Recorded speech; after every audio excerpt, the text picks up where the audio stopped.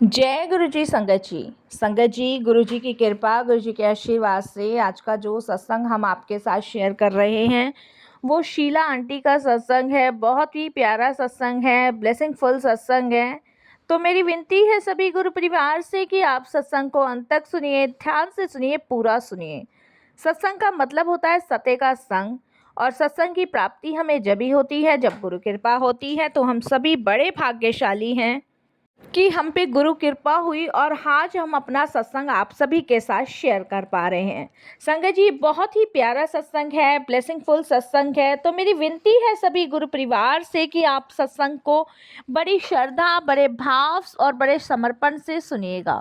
और अगर आप भी अपने सत्संग अनुभव शेयर करना चाहते हैं तो हिंदी में साफ राइटिंग में आप अपना सत्संग लिखकर हमारी जीमेल आईडी पर सेंड कर सकते हैं, ताकि आपके द्वारा सुनाए गए सत्संग से जो भी गुरुजी महाराज की नई जुड़ने वाली संगत है उन्हें गुरुजी के कल्याण, महिमा, अनुभव के बारे में ज़्यादा से ज़्यादा पता चले।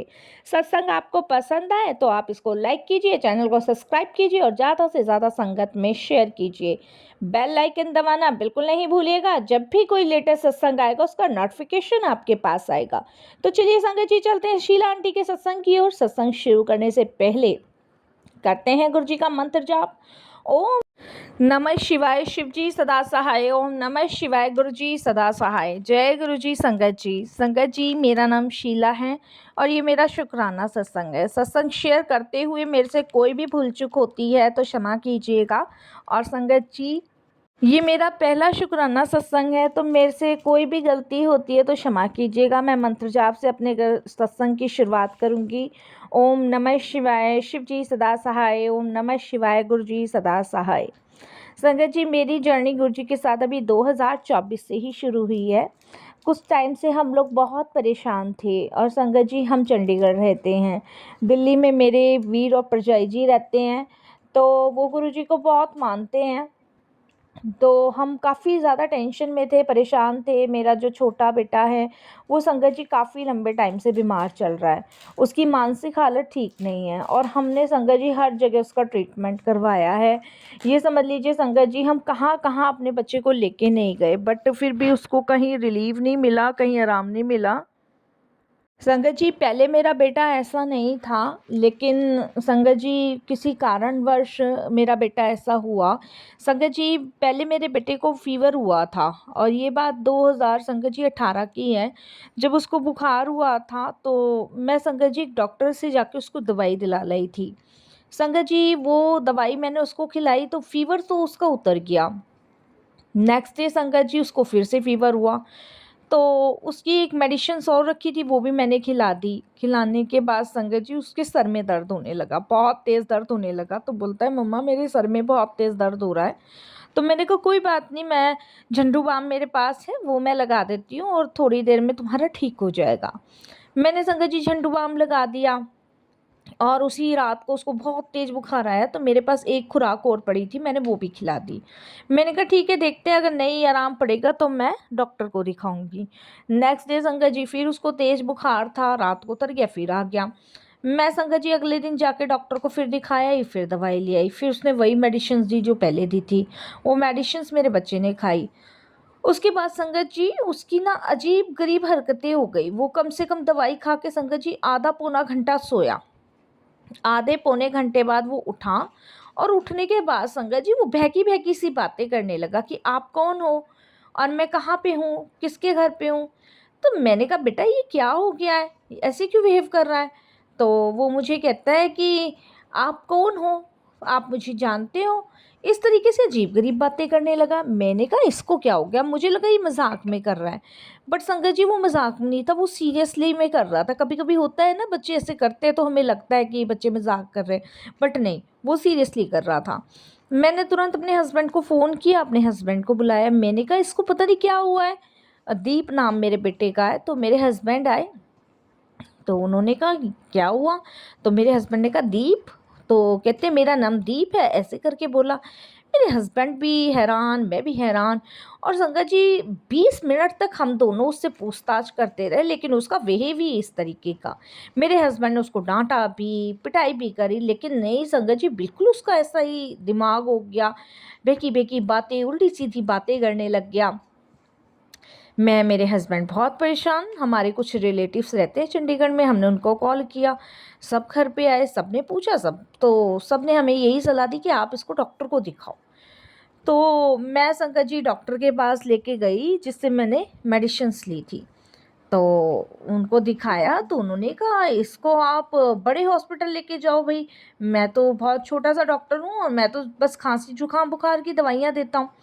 तो हम संगत जी इसको हॉस्पिटल लेके गए, चंडीगढ़ में ही है एक संगत जी पंजाबी संगठन हॉस्पिटल है, वहाँ पे हमने इसको ले गए और वहाँ दिखाया। वहाँ संगत जी डॉक्टर्स के सामने भी वो इस तरीके से बर्ताव करने लगा। डॉक्टर जो भी पूछे उल्टा ही जवाब, मतलब फिर कुछ, मतलब इसको कुछ याद नहीं, कुछ इसकी हालत ऐसी हो रही थी जैसे पागल। तो मैं, मेरे हस्बैंड बहुत परेशान, ये आखिर हुआ तो हुआ क्या है इसको, और अचानक से इस तरीके का बिहेव क्यों कर रहा है। संगत जी हम बहुत परेशान, बहुत ही ज़्यादा परेशान। और संगत जी फिर डॉक्टर्स ने अपना ट्रीटमेंट शुरू किया। डॉक्टर्स ने संगत जी उसका सीटी स्कैन किया, सब कुछ किया। उसमें पता चला संगत जी कि इसका मानसिक संतुलन जो है वो बिगड़ चुका है, और जो उसके दिमाग की नस है वो फट चुकी है अंदर से, जिसके कारण वो पागल हो चुका है और खून के धक्के सर के अंदर जम रहे हैं। डॉक्टर ने ऑपरेशन के लिए बोला। उस समय कुछ इतना ध्यान नहीं था, ज्ञान नहीं था, और हमने ऑपरेशन उसका करवा दिया। ऑपरेशन कराने के बाद संगत जी दिन पर दिन मेरे बच्चे की हालत ख़राब होना शुरू हो गई, और संगत जी वो बिल्कुल अपना मानसिक संतुलन खो बैठा। मेरे लिए लाइफ में सबसे ज़्यादा टफ बात ये थी कि संगत जी सारा फ्यूचर उसके सामने पड़ा था। अभी बस मेरा बच्चा संगत जी सिर्फ़ और सिर्फ 14 साल का था, और मेरे लिए, मेरे हस्बैंड के लिए सबसे दुख की बात यही थी कि अभी सारा फ्यूचर उसके सामने पड़ा है। क्या ये ठीक हो भी पाएगा कि नहीं हो पाएगा। मैंने कोई दरवाज़ा नहीं छोड़ा, कोई मंदिर नहीं छोड़ा, कोई तीर्थ स्थल नहीं छोड़ा। मैं हर जगह गई, हर जगह अपने बच्चे का माथा टिकवाया, बट कोई भी कहीं से भी कुछ भी नहीं हुआ। मैं हार के, निराश होके घर बैठ गई। उसके बाद संगत जी, मेरे वीर जी प्रजाई जी ने मुझे गुरुजी के बारे में बताया। मैं संगत जी अभी 2024 में गुरुजी के दरबार जाना शुरू कर दिया है मैंने। और आप यकीन नहीं मानोगे संगत जी, जब से मैं गुरुजी के दरबार जा रही हूँ अपने बच्चे को लेके, तब से संगत जी मेरे बच्चे की मानसिक हालत थोड़ी थोड़ी ठीक हो रही है। संगत जी वो अपने आप खाने लगा है, किसी को पहचाने या ना पहचाने, लेकिन अगर उसे हम कुछ समझाते तो उसे समझ आने लग गई है। पहले जो पागलों वाली हरकतें थी वो कम करने लग गया है। गुरुजी का नाम लेता है, जय गुरुजी।